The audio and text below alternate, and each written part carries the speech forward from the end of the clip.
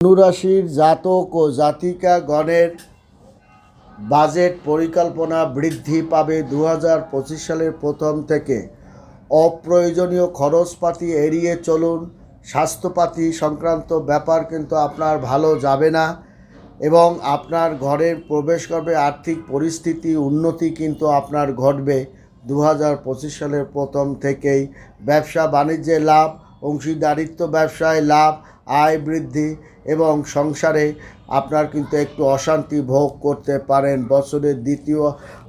বছরের দ্বিতীয় মাস আপনার প্রথম দিকেই আপনার কিন্তু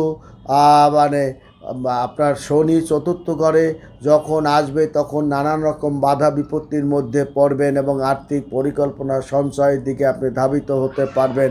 আকস্মিক একটা অর্থভাগ্য আপনার জীবনের মোড় ঘুরিয়ে দেবে। সন্তানদের পড়াশোনা এবং পরীক্ষাপাতিতে সব